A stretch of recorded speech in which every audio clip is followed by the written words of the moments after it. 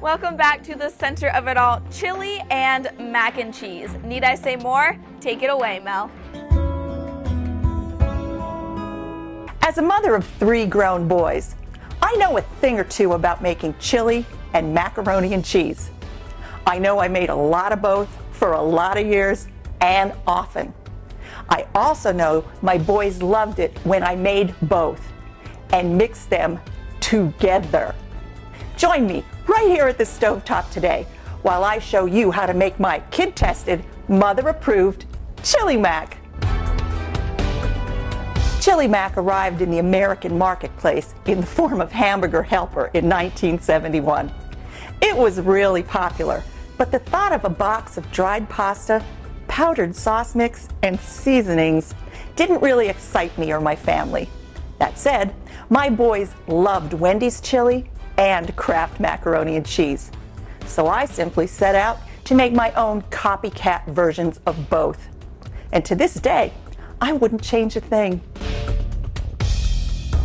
I've got about 2.5 pounds of really lean ground beef. I'm using 90/10 in a wide bottom 4-quart stock pot. And I'm going to season it with about a teaspoon of salt, a teaspoon of black pepper, and 2 teaspoons of garlic powder. I'm going to add about a cup and a half of chopped onion, the same of green bell pepper, and the same a cup and a half of red bell pepper. If you don't like any one of these things, just make up the difference with something else. Like you could put extra onion and skip bell peppers, whatever you like to do. I'm going to put this on medium-high heat, and I'm going to keep stirring it around, and I'm going to saute this for about 15 minutes till the meat is cooked through, the vegetables are cooked through. It's reduced in volume by about a half, and there's almost no liquid left in the bottom of the pan.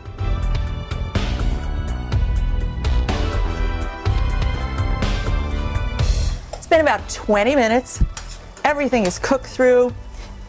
Camera, I don't know if you can get in here, there's almost no liquid left in the bottom of the pan, which is exactly what we want. So now I'm going to add a few more spices into this mix. And I'm going with Mexican oregano, cumin, more black pepper, and Mexican chili powder. I'm going to give that a really good stir.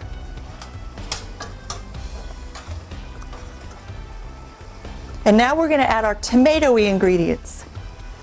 I'm using a 14.5-ounce can of plain tomato sauce,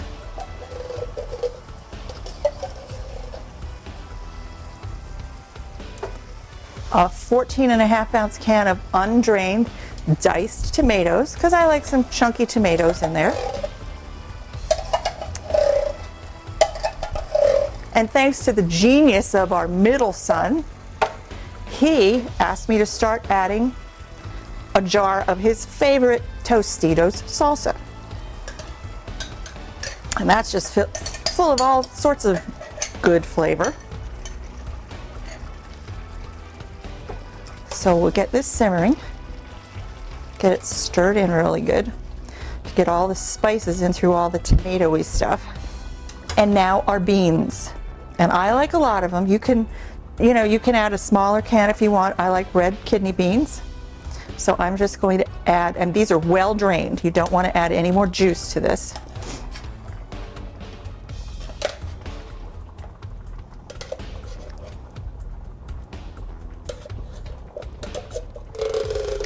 That is perfect.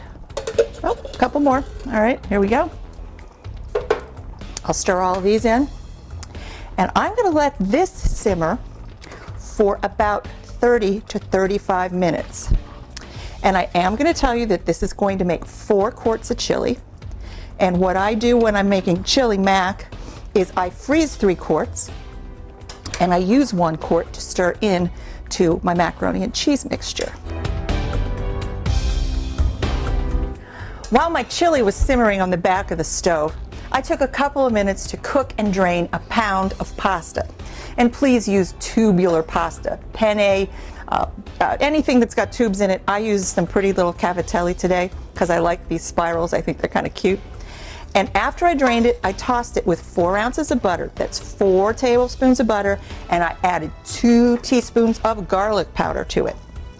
In the meantime, in my microwave, I melted 1 jar of Cheese Whiz. Yes, Kraft Cheese Whiz, in my opinion, makes the best imitation or copycat recipe of Kraft macaroni and cheese.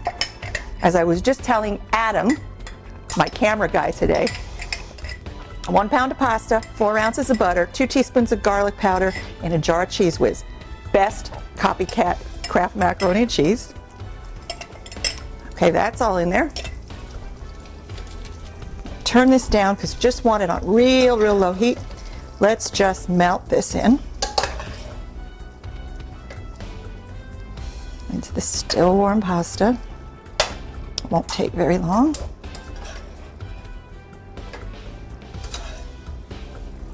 Ah. And one of the reasons you don't add any salt to any of this is because your Cheese Whiz is really going to make this, it's going to salt the pasta plenty.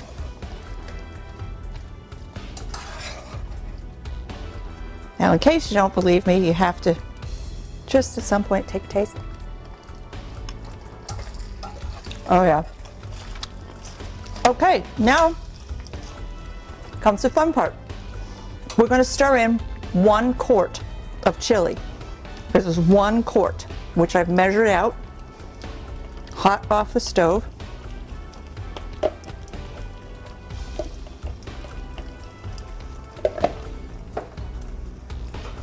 Let's get this all stirred in.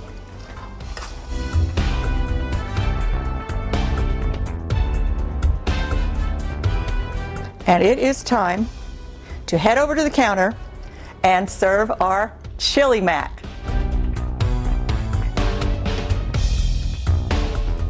Take a tip from a well-seasoned mom and grandmother like me. Cooking for kids is never easy, but it can be fun. Knowing how to cook a few uncomplicated recipes that they like, using a little bit of meat, some fresh chopped vegetables, and a few pantry ingredients goes a long way, and it's a smart way to show your kids that eating at the kitchen counter is a lot better than spending time at the takeout counter.